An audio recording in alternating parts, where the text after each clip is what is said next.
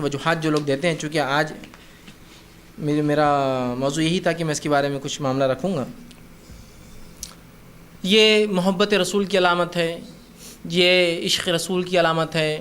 جو نبی سے محبت کرتا ہے عید میلاد مناتا ہے، جو نبی سے نفرت کرتا ہے اور فلاں کرتا ہے اور یہ فلاں اور فلاں، یہ لوگ اس کے منکر ہے، فلاں ہیں.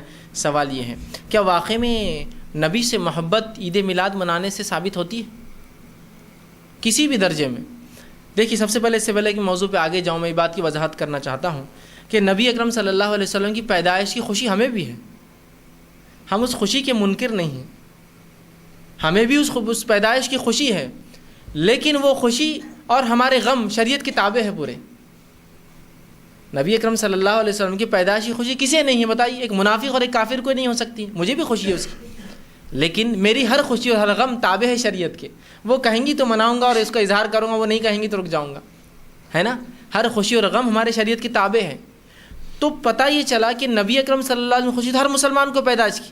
سوال یہ ہے کہ جو آپ بتا رہے محبت رسول کی علامت یہ ہے کہ اس طرح سے اس روز کو منایا جائے، عید منائی جائے، کھانا کھلایا جائے، جلوس نکالے جائے، جلسے کیے جائے اور صدقہ اور خیرات کیے جائے اور پتہ نہیں کیا کیا رسومات، عصر کے بعد سے مغرب تک فلاں اور عشاء کے بعد سے فلاں، فجر سے فلاں، یہ سب کیے جائے. سوال یہ ہے کہ اگر یہ واقعی میں حب رسول کی علامت ہے، محبت رسول کی علامت ہے، تو نبی سے سب سے زیادہ محبت کرنے والے لوگ کون تھے؟ میں اور آپ؟ نہیں. ہم نے تو کچھ بھی نہیں کیا رسول اللہ صلی اللہ علیہ وسلم محبت جیسی اس کا حق تھا. کیا کیا؟ نہیں کیا نا ہم نے. ہم کو تو یہ تک سمجھ میں نہیں آتا وہ نبی جس نے ہمیں حکم دے دے کر جو ہے اپنے آپ کو غمزدہ کر لیا، انسانوں تک اپنے اللہ کے احکام پہنچا کر، اس کے احکامات بآسانی ہم کو کتابوں کی شکل میں ملتے ہیں. وہ احکامات دیکھ کر کبھی یہ نصیب نہیں ہوتا کہ سوچ کے میں اس پہ عمل کروں گا. ٹھیک ہے، دیکھیں گے، کریں گے، ہوں گا، ابھی کہاں ہوتا ہے، کر لیا جائے گا. یہ معاملہ ہے ہمارا. صحابہ محبت کرتے اس لیے جان دی، مال دیا، پیسہ دیا، بھی بچوں کو چھوڑا، اپنے سب کچھ قربان کر دیا، ہے نا. تو اگر یہ واقعی محبت رسول کی علامت ہے تو بتائیے مجھے کہ کتنے صحابہ نے یہ دن منایا کسی بھی درجے میں؟ میں اب اس میں کچھ وہ نہیں، کسی بھی درجے میں لسٹ اور ہائیسٹ جس کو بولیں کم سے کم اور زیادہ، کس صحابی سے ثابت ہے کیا کہ صحابی نے اس دن کو کوئی ذکر کیا، اس دن میلاد کا جلوس کیا، اس دن رسم کیا، اس دن کھانا پکایا، اس دن جو ہے فلاں کیا، اس دن کوئی دعائیں کی، اس دن کچھ بھی کیا؟ مجھے ایک واقعہ دیجیے. ایک واقعے کی محتاج ہے ہم لوگ. تو مسلمان ہونے کے ناطے ہم تو جو ہے دلیل کے محتاج ہوتے ہیں نا، اللہ کی کتاب کے محتاج ہیں. صحابہ کے آثار آ جائے تو ہم آگے بڑھیں گے، ورنہ ہم تو فل اسٹاپ رہتا لگا دیتے ہیں. اگر یہ محبت رسول کی علامت ہے تو کسی صحابی نے کبھی یہ دن منایا کیا؟ میں یہ سوال کر رہا ہوں. میں کچھ دن پہلے انٹرنیٹ پہ بیٹھا تھا تو ایک صاحب نے لکھا، رہے آپ خلاف بولتے ہیں عید میلاد النبی کی. علامہ ابن تیمیہ لکھتے ہیں کہ اگر سلف اس کو منا لیتے تو اس میں کوئی حرج نہیں تھا. میں نے کہا یہی تو خصوصیت ہے اس آدمی کی کہ کیا لکھا ہے اس نے. سلف منا لیتے تو منا سکتے تھے، تب ہمارے لیے جائز تھا. سلف نے منایا نہیں تو ہم کہاں سے منا سکتے؟ جس کو بولتے ہیں یہ گریٹنس ہوتی ہے کہ انسان کی یہی خصوصیت اس کی اعلیٰ درجہ ہوتا ہے کہ وہ کیا لکھ رہے ہیں کہ نبی کی پیدائش، ظاہر سی بات ہے خوشی ہونا چاہیے، مجھے بھی، آپ کو بھی ہونا چاہیے، لیکن ہماری خوشی تابع ہے کسی کی. اس وجہ سے ہم اس کو ویسے نہیں منا جیسے لوگ مناتے ہیں اپنے دل کی حد تک. اور وہ خوشی محبت ہے اور محبت اطاعت ہے. اس اطاعت کر کے ہم بتاتے ہیں کہ ہاں ہم نبی سے محبت کرتے ہیں نا. تو وہ کیا لکھ رہے ہیں ابن علامہ ابن تیمیہ؟ واقعی میں خیال صحیح ہے ان کا. وہ لکھتے ہیں کہ اگر سلف منا لیتے تو کوئی حرج نہیں ہوتا، لیکن سلف نے چونکہ منایا نہیں تو ہم بھی نہیں منا سکتے. مطلب وہ انہوں نے خالی اتنا لکھا، سلف منا لیتے تو کوئی حرج نہیں تھا. میں نے کہا آگے بھی لکھتے کہ یہی تو خصوصیت تھی اس آدمی کی کہ جب لکھ رہا ہے قلم تو یہ کہہ رہے ہیں کہ سلف منا لیتے تو کوئی حرج نہیں، لیکن یہی دلیل ہے کہ نہیں منایا تو تم بھی مت مناؤ میرے بھائی. ان کو حرج نہیں تھا تو انہوں نے نہیں کیا، تو تم کیوں آگے بڑھتے ہو؟ جس چیز میں جب حرج نہیں تھا تو انہوں نے نہیں کیا تو تم کیوں جو ہے ایسا کام کرتے ہو انہوں نے نہیں کیا؟ تو یہی خصوصیت ایک عالم کی. آپ اس کی بات کو سمجھیے، اس پہ غور کیجیے کہ کس طرح سے وہ دلیل لے کر آ رہے اپنی بات کی کہ سلف کو خوشی تھی اس کی، منا لیتے تو کوئی حرج نہیں تھا، لیکن یہی دلیل ہے کہ انہوں نے نہیں منایا تو ہم بھی نہ منائیں. ٹھیک ہے. تو بہرحال محبت رسول کی کوئی علامت، عشق رسول کی کوئی علامت جلسے جلائس آپ کی پیدائش منانا نہیں ہے میرے بھائی. اگر ہوتا تو صحابہ مناتے اس کو، سب سے پہلے خلفاء راشدین مناتے، اس لیے کہ 2 سسر ہے تو 2 داماد ہیں. ابوبکر صدیق سسر ہے، چلو ان کا زمانہ بڑا کم تھا نہیں منا سکیں. عمر ابن خطاب یہ بھی سسر ہے اور 10 سال خلافت کی اور زبردست خلافت. یہ ایسی کوئی خلافت نہیں جس میں کوئی حملہ ہوا، بارڈرز پہ تھی سب جنگیں. مسلمان حکومت اپنے سینٹر میں آب و تاب پر تھی، اپنے عروج پر تھی. تو کوئی ایسے حالات بھی نہیں تھے کہ ابوبکر صدیق کے زمانے میں جو حالات تھے کہ خود لوگوں نے مرتد ہو گئے تھے بہت سے لوگ اور ان کے خلاف جنگ ہونا، کچھ بھی نہیں، ایک دم سکون بھرے علاقہ. اچھا عثمان ابن عفان رضی اللہ کم و بیش 10 سے 12 سال اپنے خلافت کی. آپ تو دو دو بیٹیوں سے آپ کا نکاح ہوا ہے نا, انہوں نے کیوں نہیں منایا؟ عشق رسول, محبت رسول نہیں تھا ان کو؟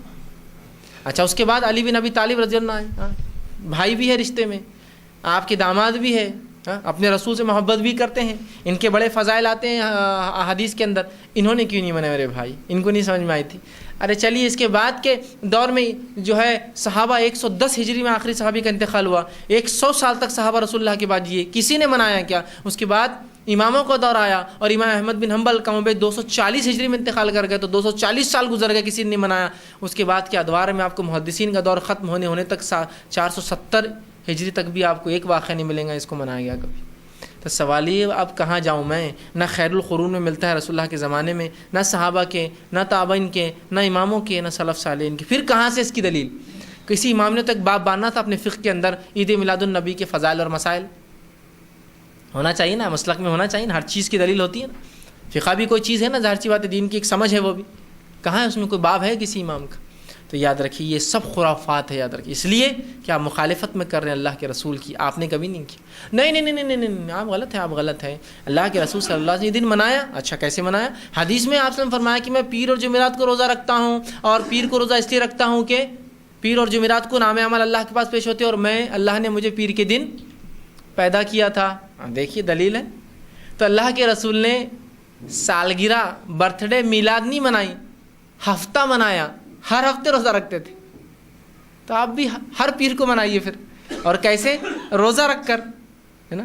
تو آپ پتہ چلا کہ اللہ کے رسول نے, اللہ نے چونکہ آپ کو پیدا کیا تھا, اس کے شکر میں ہر اس دن روزہ رکھا جس دن آپ پیدا ہوئے, پیر کا دن, اور اس دن نام اعمال بھی دو باتیں ایک ساتھ ہو گئی تھی, آپ کی پیدائش اور نام اعمال جا رہے تھے اللہ کے پاس, دونوں مکس ہو گئے. تو کہا میں شکر میں کرتا ہوں کہ اللہ نے اس دن پیدا کیا, اور نام اعمال بھی اللہ کے پاس جاتے ہیں. تو ہفتہ منایا نا, آپ سالہ کیوں منا رہے؟ شریعت کی دلیل تو بہت مخصوص ہے نا پھر, اور وہ بھی روزہ رکھ کر, کھا پی کے, ناچ گا کر, جھنڈے لگا کر کہاں منایا آپ نے؟ کھا پی کر نہیں نا, بھوکے رہے آپ, روزہ رکھا کہ اللہ کا شکر مجھے پیدا کیا تھا اس دن, اور نبی بنایا, اور اس دن عام اعمال جاتے ہیں تو امت کو بتانے کے لیے کہ تم بھی روزہ رکھو. تو یہ تو دلیل ہے, روزہ رکھو آپ اس دن نفل, نہ کہ آپ جو ہے پیدائش کا دن نکالو. نہیں نہیں نہیں نہیں, آپ سمجھ نہیں پا رہے ہیں.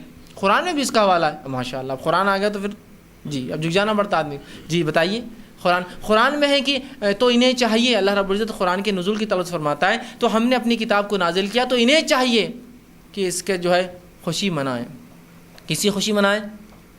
قرآن کے نازل ہونے کی. تو قرآن کے نازل ہونے کی خوشی, تو قرآن جس پہ نازل ہو اس کی پیدائش کی خوشی. سبحان اللہ, دلیل مل گئی. اور نعرے فلاں نعرے فلاں, لیکن نعرے ضروری ہے. بات سمجھ میں آ گئی نا. اللہ نے فرمایا کہ ہم نے قرآن کو نازل کیا, تو لہٰذا سورہ یونس کی ایک آیت ہے, انہیں چاہیے کہ خوشی منائیں. تو جب قرآن کے نازل ہونے پہ خوشی, تو جس پر اترا اس کی خوشی, اوہ پھر تو بس جو مٹتی پوری مجلس ہے نا فلاں. اس لیے کہ آپ کو سمجھنے دینا ہی نہیں ہم نے. جب تک آپ ہماری جیبیں بھر رہے ہیں, ہمارا پیٹ بھر رہے ہیں, تو ہم نے آپ کو سمجھنے دینا ہی نہیں ہے. سمجھ رہے ہیں بات کو؟ جاننے والوں نے آپ کو سمجھنے دینا ہی نہیں کہ کیا ہے, بس آپ لگے رہیے بس نعرے واروں کے اندر, کچھ مت سمجھیے. تو لگ گئے اس میں. اچھا بات تو صحیح ہے. تو اس آیت سے تو پتہ چل رہا ہے کہ عید قرآن مناؤ, کہ انہیں چاہیے خوشی منائیں. قرآن اترا تو رمضان کے اندر, قدر کے اندر منائیے آپ.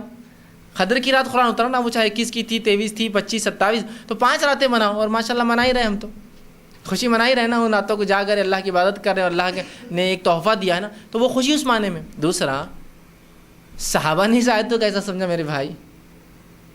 صحابہ نے, کہ اللہ کے رسول نے کبھی منائی کیا عید کی, قرآن نازل ہونے کی خوشی؟ یا کبھی صحابہ نے یہ کہا کہ اس آیت سے یہ نہ معلوم ہوتا ہے کہ قرآن اترنے کی خوشی منائی جائے, اور جس پہ قرآن اترا اس کی خوشی اس سے زیادہ؟ یا کسی تابعین نے؟ اس لیے کہ صحابہ کی زندگی جو ہے نا کٹر ہوتی ہے. ہم لوگ جو قرآن سے کچھ بھی استدلال کرتے ہیں نا, صحابہ کی زندگی دیکھنا پڑتی ہے. انہوں نے کیا سمجھا, انہوں نے کیا سمجھا, ہے نا. اور ان کا سمجھنا ہم کو بتاتا ہے کہ اس کا معنی کیا ہوتا ہے. تو ان کی زندگی تو کٹ کری. کسی صحابی کو نہیں سمجھائیے کہ اس سے مراد قرآن کی عید اور رسول اللہ کی پیدائش. ہاں نہیں, صحیح بخاری کا واقعہ ہے.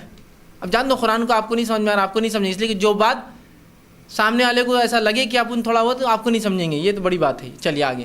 صحیح بخاری سے بھی ثابت ہے عید میلاد النبی منا. اچھا ماشاء اللہ, صحیح بخاری سے بولے تو اللہ کتاب کے بعد اس کتاب کی اہمیت. اچھا ٹھیک ہے بتائیے. تو صحیح بخاری کی روایت ایک صاحب دینے لگے کہ عید میلاد النبی منانا افضل ہے, اس کا ثواب ہے, اس دن مغفرت ہوتی ہے. وہ کیسے؟ بہت بڑے ڈاکٹر صاحب وہ بھی ٹی وی پہ آتے ہیں, بیچارہ اللہ رحم کرے ان پر. وہ شروع دلیل دے رہے ہیں. کیا دلیل ان کی؟ کہ عباس رضی اللہ عنہ کے خواب میں ابو لہب آیا.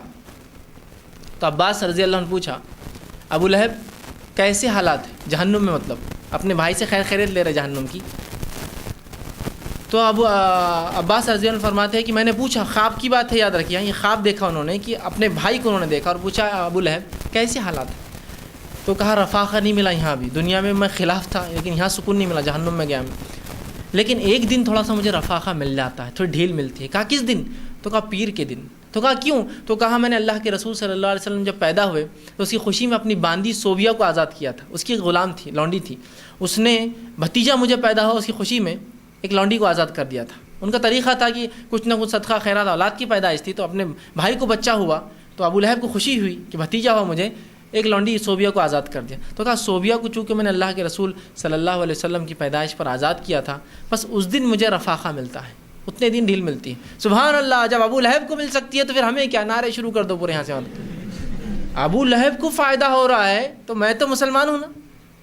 سوال یہ سب سے پہلا، یہ عباس رضی اللہ عنہ کا خواب ہے، خواب. اور یہ خواب آپ نے دور جہالت میں جب آپ کافر تھے تب دیکھا تھا. لیکن یہ بات تو ہے کہ کافر کا خواب بھی سچا ہو سکتا ہے نا، کیوں نہیں ہو سکتا ہے نا. سورہ یوسف کے اندر وہ جو دو لوگ تھے جنہوں نے یوسف علیہ السلام سے خواب پوچھا، دونوں غیر مسلم تھے لیکن دونوں خواب سچ ہوئے نا. تو کافر کا خواب بھی غیر مسلم کا ہو سکتا تھا، ہم وہ نہیں کر رہے. لیکن سوال یہ خواب تھا، خواب میں آپ نے یہ دیکھا، اللہ کے رسول صلی اللہ علیہ وسلم مہر لگائی کہ اس بھی ہاں بات صحیح ہے، ایسے ہی ہو رہا، چھوٹ دی جا رہی ہے. امام بخاری نے صرف روایت کیا اس کو، خواب کو. اس سے کوئی فضائل ثابت ہوتے ہیں، کوئی مسائل نکل رہے ہیں، کوئی اللہ کے رسول اٹیسٹ کر رہے ہیں، کوئی صحابہ کہہ رہے ہیں کہ ہاں ہاں یہ بالکل صحیح ہے اور ہمیں بھی چاہیے ہم لونڈی آزاد کریں. اب سوال یہ ہے جس کو ابو لہب کی سنت پر عمل کرنا ہے تو وہ کرے، پھر لونڈی آزاد کرے، پیسہ دے. لیکن عمر کی سنت، ابو بکر کی سنت بھی یہ نہیں ہے، عمر کی بھی نہیں ہے، عثمان کی نہیں ہے، علی کی نہیں، اس لیے کہ رشتہ دار اس لیے ان کا نام خاص لے رہا ہوں. نہ حسن اور حسین کی ہے، نہ فاطمہ ہے رضی اللہ عنہ اجمعین، ان تمام کی تو نہیں ہے، نہ ہی رسول اللہ کی مہر ہے. تو اب جس کو ابو لہب کی سنت پہ عمل کرنا ہے وہ کرتا رہے پھر. اور جس کو صحابہ کی جو ہمیشہ کی جنت چاہتے تھے، ایک دن کا رفاقہ جہنم میں نہیں چاہتے تھے، ان کی سنت تو یہاں موجود ہے. یہ ہمیشہ کی جنت چاہ رہے ہیں نا، ایک دن کا جہنم کا رفاقہ چاہنے والے لوگ ہیں. تو ابو لہب کی سنت ہے کہ بھائی ایک دن خوب جشن منا لے، جہنم میں جائیں گے، ایک دن بچ جائیں گے بس. اگر یہ حدیث کو صحیح بھی لے لے تو اس سے پتہ یہ چل رہا کہ عید، اچھا اس کو بھی ایک دن رفاقہ مل رہا پیر کے دن، ان کو بھی ایک ہی دن رفاقہ ملیں گا. پھر تو ہم یہ چاہ رہے ہیں کہ ایک دن کا رفاقہ، ہم تو ہمیشہ کی رفاقت رسول اللہ کی صحبت چاہتے ہیں اور ہمیشہ کا فائدہ. تو جس کے لیے آپ کو رسول اللہ صلی اللہ علیہ وسلم کو اور صحابہ کی سنت کو دیکھنا پڑے گا. ان میں سے کسی نے بھی اس حدیث کو ایسا نہیں سمجھا کہ اس دن صدقہ اور خیرات کیا جائے. بھائی کہاں سے کہاں بات ملا رہے ہو لا کر، یہ کیا دلیل ہے؟ یہ من گھڑت باتیں ہیں.